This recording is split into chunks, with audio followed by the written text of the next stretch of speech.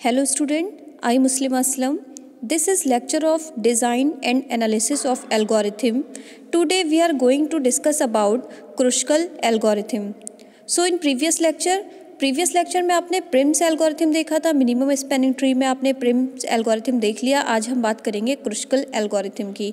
तो Kruskal algorithm में आप एजेस देखते हो और आपने प्रिम्स एल्गोरिथम में वर्टिसेस को देखा था। सबसे पहले जो वर्टेक्स आती है उससे आप देखते हैं कि कौन कौन सी नोड आपको कौन कौन सी एजेस मिल रही हैं। जो सबसे मिनिमम एज मिलती है उसी पे हम जो सबसे मिनिमम पाथ मिलता है उसी को हम क्या करते हैं, उसी को लेते हैं आप। ठीक है, तो वो आपका क्या कहलाता था, प्रिम्स एल्गोरिथम कहलाता था। ठीक है, तो क्रुस्कल में क्या हो रहा है, क्रुस्कल में हम एजेस देखते हैं, एजेस जो हमें मिलती हैं उसी को डिफाइन करते हैं। तो इसमें देखिए, it find a safe edge, जो सेफ एज होती है मतलब सबसे मिनिमम एज होती है, is to add to the growing forest finding of all the edges that connect any two tree in the forest and edge. जैसे edge के अंदर आपका यू और बी दे रखा है, यू मतलब एजेस और B vertices of least weight. जो सबसे मिनिमम वेट की आपकी एज होगी उसको आप कंसीडर करोगे। और हर नोड अपने आप में ट्री है, हर नोड्स अलग अलग होती है। ठीक है, तो इसको देख लेते हैं। इसका जो प्रोसीजर है वो है, सबसे पहले मेक आप क्या कर रहे हो, सेट कर रहे हो। सेट को आपने जो वी लिया है, वी आपकी जो क्या है वर्टिसेस, और फाइंड सेट यू, यू आपकी एजेस हैं, यूनियन कर रहे हो यू और बी के जो आपको वेट मिल रहा है उसी को आप कंसीडर कर रहे हो। ठीक है, तो हम देखते हैं, जब हम इसका एग्जाम्पल देखेंगे तो हमें अच्छे से क्लियर होगा।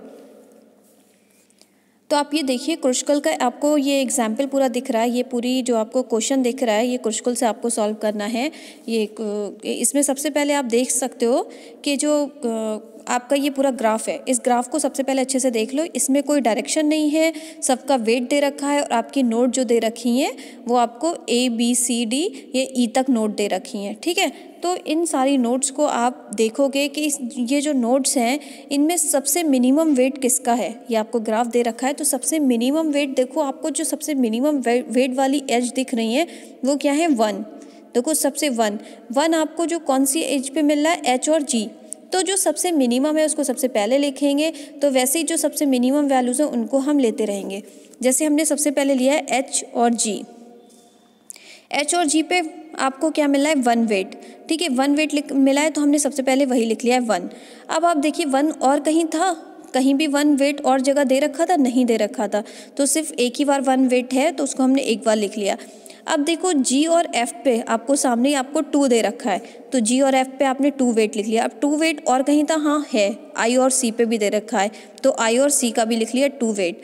उसके बाद और कहीं नहीं था 2 वेट। अब देखेंगे 3 किसी के पास नहीं है। 4 वेट है आपका, 2 टाइम है, एक है आपका 4 वेट ए से बी और एक है आपका 4 वेट सी से एफ या एफ से सी भी मान सकते हो। तो हमने ले लिया A comma B equal to 4, C comma F equal to 4 के बाद 5 वेट किसी का नहीं है। आई और जी से आपको 6 दे रखा है, सी और डी से 7 दे रखा है, एच और आई से भी 7 वेट दे रखा है, बी कॉमा सी से भी आपको 8 वेट दे रखा है, ए कॉमा एच से भी 8 वेट दे रखा है, डी कॉमा ई से आपको 9 वेट दे रखा है, एफ कॉमा ई से आपको 10 वेट दे रखा है, वी कॉमा एच से 11 वेट दे रखा है, 5 कॉमा डी से आपको 14 वेट दे रखा है। तो ये आप इंक्रीजिंग ऑर्डर में एक तरीके से लिख रहे हो, असेंडिंग ऑर्डर में 1 2 3 4 ऐसे बढ़ते हुए जा रहे हैं आपके। तो जो सबसे पहले मिनिमम वेट था या जो सबसे मिनिमम एजेस थी उसको आपने लिख लिया।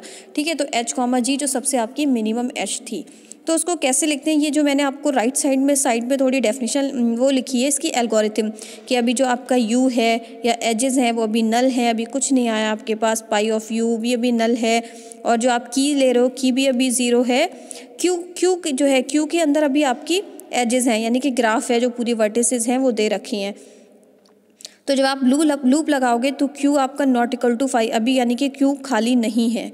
ठीक है, तो उसके बाद हम इसमें एक्स्ट्रा मिन वगैरह लगाते हैं, मिन वैल्यूज़ देखते हैं, तो वो चीज़ हमने एल्गोरिथम में लिख रखी है। ठीक है, वो साइड में आपको दिखती होगी, वो भी मैं जब आपको एक्सप्लेन करूँगी एल्गोरिथम में उसमें अच्छे से क्लियर होगा। तो देख लीजिए, आपने ये ग्राफ देखा, इस ग्राफ से सबसे मिनिमम एजेस सबसे पहले लिख ली, उसके बाद आपने ये पूरा इंक्रीजिंग ऑर्डर में लिख लिया। अब आप क्या देखोगे, सबसे पहले इसको सॉल्व कैसे करोगे, पिक एज, क्योंकि सबसे पहले आपके पास एच कॉमा जी मिला है, pick edge H comma G, no cycle is form included, क्योंकि सबसे पहले एच कॉमा जी आया है पूरे ग्राफ में तो कोई साइकिल बन तो नहीं रही है, तो हमने एच कॉमा जी ले लिया। ठीक है, 1 मिल गया। ठीक है, उसका वेट 1 दे दिया। अब हम क्या करेंगे, दूसरा pick edge G, F, no cycle is form included, क्योंकि अभी कोई साइकिल ही नहीं बन रही है तो नो साइकिल, कोई साइकिल नहीं बन रही तो G, F भी ले लिया। तो G, F को कैसे लगाया, ये दिख रहा है आपको, सबसे ऊपर वाला ग्राफ देखिए, G, F भी लिख दिया 2 और कोई साइकिल नहीं बनी है। फिर जब स्टेप 3 पे आए हो, pick IC, I, C edge को पिक करोगे, no cycle is form included. पीछे आप देख सकते हो IC की वैल्यू 2 थी, तो IC को भी आपने कनेक्ट कर दिया। देखो आपको थर्ड वाले का जो डायग्राम दिख रहा है, IC को भी आपने कनेक्ट कर दिया, उसका वेट भी लिख सकते हो 2। ठीक है, अब आप जाओगे, IC का वेट 2 है, सॉरी वो उधर 4 लिख गया, वो आप चेक करके लिखते रहिएगा अपनी तरफ से। ठीक है, अब आप देखोगे pick A, B, no cycle is form included.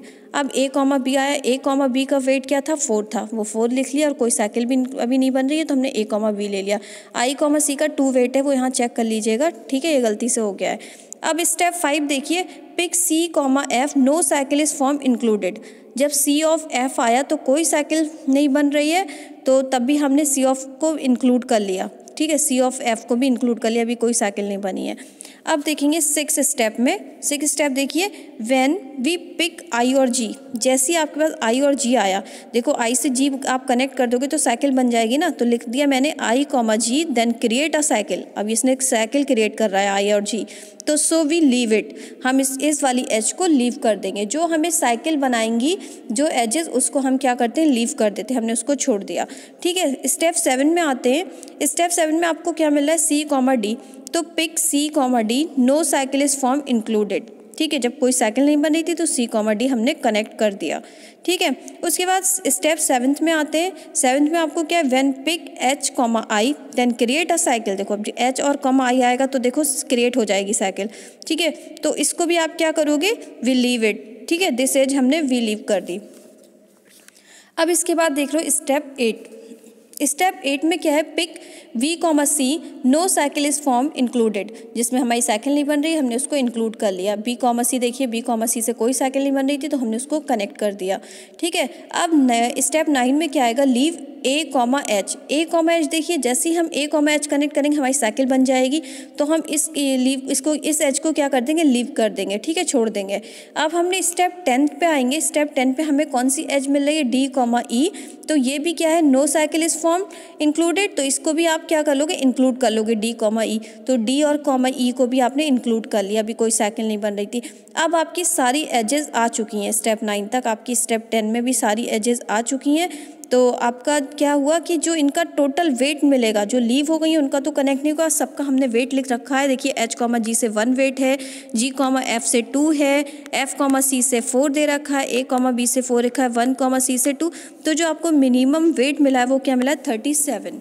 ठीक है, तो इस तरीके से आपका ग्राफ मिल गया और आपको ये एजेस भी मिल गई। तो सबसे इजी होता है क्रुशिकल एल्गोरिथम कि ग्राफ बना के सबसे पहले मिनिमम एजेस लिखो और जैसे जैसे आपकी जो पिक हो रही हैं, जो साइकिल नहीं बना रही है उसको इंक्लूड कर लो और जो साइकिल बना रही है उनको लीव कर दो एजेस को। ठीक है, तो इसमें हम क्या करते हैं, एजेस देखते हैं। तो क्रुशिकल आपका अच्छे से इस एग्जाम्पल से अच्छे से क्लियर हो गया होगा। इसका आप एल्गोरिथम देख लेते हैं। मिनिमम स्पैनिंग ट्री का में ही आता है आपका क्रुशिकल।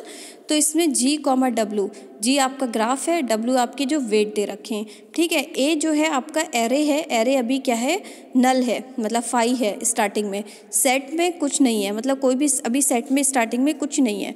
फॉर ईच वर्टेक्स, जो ईच वर्टेक्स है B बिलोंग कर रही है B ऑफ G को, मतलब जो ग्राफ के अंदर जितनी वर्टिसेस हैं उसको ये एजेस आपकी क्या कर रही है, बिलोंग कर रही है। लूप लगाओगे, डू मेक सेट V, सबसे पहले सेट मेक करोगे तो अलग अलग नोड की अलग अलग ट्री होती हैं। ठीक है, sort the edge into the non decreasing order, मतलब कोई डिक्रीजिंग ऑर्डर नहीं, मतलब असेंडिंग ऑर्डर में आपको लिखना है। For each edge U, B belong कर रही है E को, मतलब एजेस जो है वो बिलोंग कर रही है U, B एजेस को E को, मतलब जो आप जिनका वेट देख रहे हो। Takes in increasing order not form the cycle, ये भी मैंने आपको अच्छे से क्लियर कर दिया। ठीक है, 6 स्टेप क्या है, do if find set U जो है not equal to find set B, जो भी आपका U है वो इक्वल नहीं है फाइंड सेट ऑफ B के। ठीक है, A जो आपका यूनियन करोगे, A यूनियन U, B, जो आपका ए एज हो गई है उससे कनेक्ट होकर दूसरी एज भी तो हो रही है, तो उनका यूनियन तो होता जा रहा है। जो हमें मिलती जा रही है, जो हमारी ग्राफ में इंक्लूड होती जा रही हैं एजेस, वो यूनियन तो हो रही हैं आपस में। तो union U comma B return आपको ए, मतलब दोबारा से आपको दूसरा वो मिल रहा है। तो इस तरीके से आप पूरा एक ग्राफ बना लोगे, उसकी साइकिल जहाँ जनरेट हो रही है वहाँ लीव कर दोगे उस एजेस को, और जहाँ साइकिल फॉर्म नहीं बन रही है उसको आप इंक्लूड कर लोगे ग्राफ में। ठीक है, तो जो आपको लास्ट में निकल के आएगा उनका वेट को ऐड कर दोगे, ऐड करने पे जो वैल्यूज़ आ जाएगी उसको लिख दोगे। ठीक है, तो और मैंने इसकी ये एल्गोरिथम बता दी। आई होप आपको क्रुस्कल एल्गोरिथम अच्छे से समझ आ गई हो। ठीक है, तो नेक्स्ट लेक्चर में हम दूसरा टॉपिक देखेंगे, बेलमैन फोर्ड एल्गोरिथम देखेंगे। ठीक है, आज के लिए इतना ही। Thank you so much student.